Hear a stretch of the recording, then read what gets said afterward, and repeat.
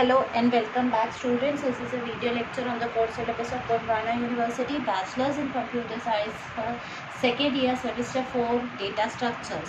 So today we are going to study how to search an element in an unsorted list and then find the location of that item in the list and also the location of its previous node. So the name of the algorithm is search.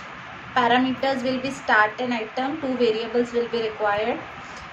The purpose of the algorithm is to find the location of the node where start क्या करेगा, start will indicate the address of your first node. जो starting node है उसका address start में रखा हुआ है, जिसके दो पार्ट है, info part and link part. आपके starting node के दो parts होंगे. First node also consists of two parts, that is info part and address of the next node, that is your link part.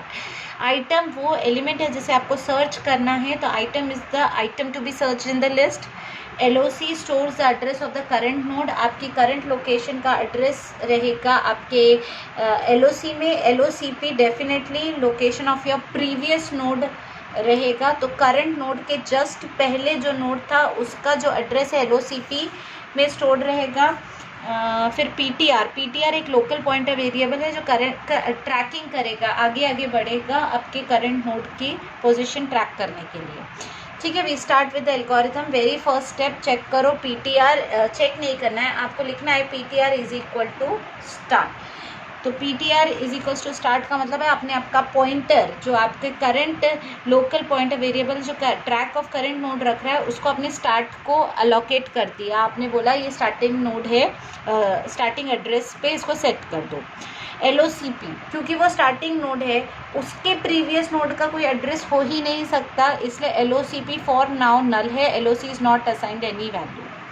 Now access every node till end of the list और until item is not found. आपको हर एक element पे अब जाके check करना है कि आपको आपका एलिमेंट मिल रहा है नहीं मिल रहा है. एलिमेंट जैसे सर्च करना है वो आइटम वेरिएबल में स्टोर है.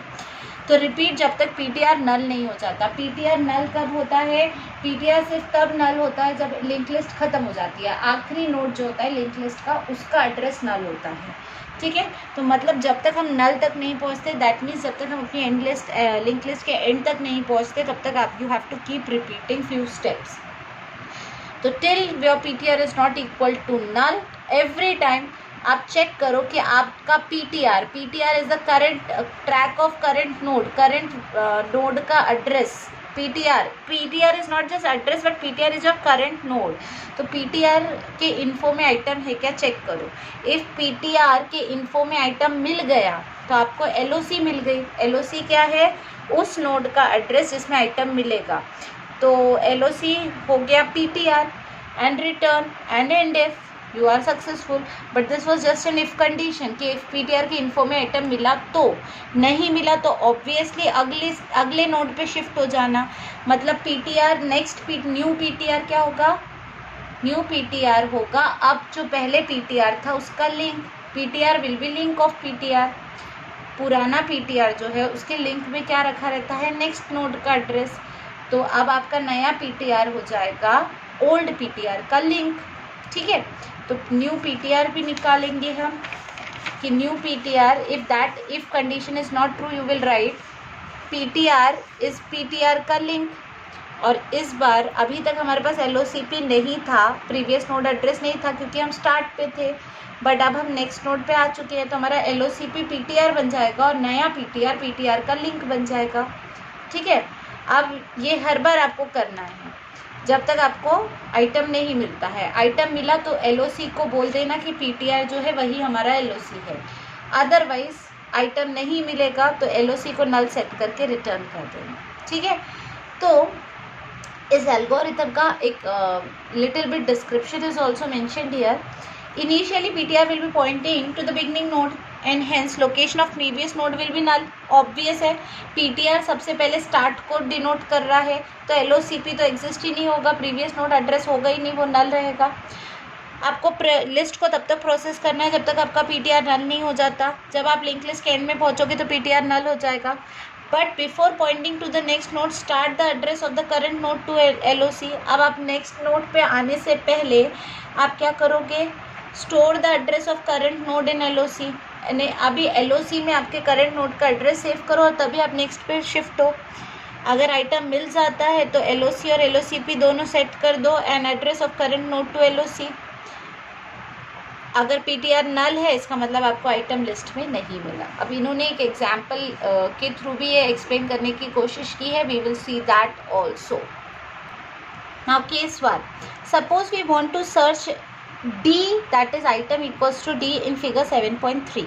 तो एक फिगर है 7.3, उसमें हमें सर्च करना है कि हमारा आइटम D एग्जिस्ट भी करता है या नहीं करता है।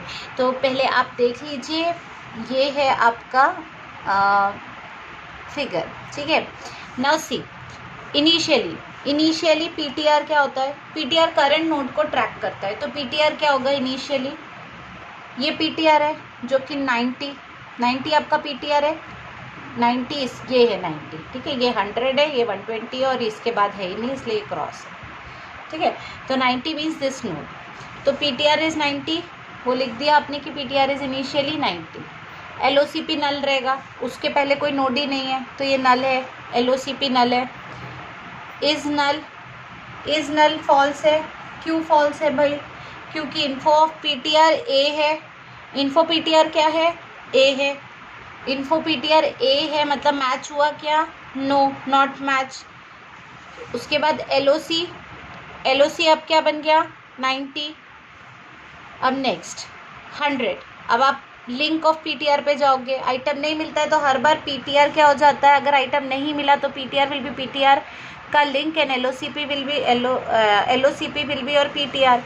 तो इस बार आपका PTR अब 100 है और LOCP is your 90 previous node का एड्रेस। इज नल 100 है। Why is null is 100। Item found at location 100, okay, because item is found at location. आपको D को सर्च करना था बट अब आपको आइटम मिल जाएगा एंड इन्फो PTR में क्या रखा हुआ है? D रखा हुआ है। So item found at location 100। I am so sorry, I showed you the wrong figure, okay, this is the figure. तो 100th लोकेशन पे D मिल रहा है। अगर आप वो फिगर देखेंगे तो उसमें नहीं मिलेगा, यहाँ पे मिल रहा है। तो दिस इज द फिगर जिस पे सर्च कर रहे थे।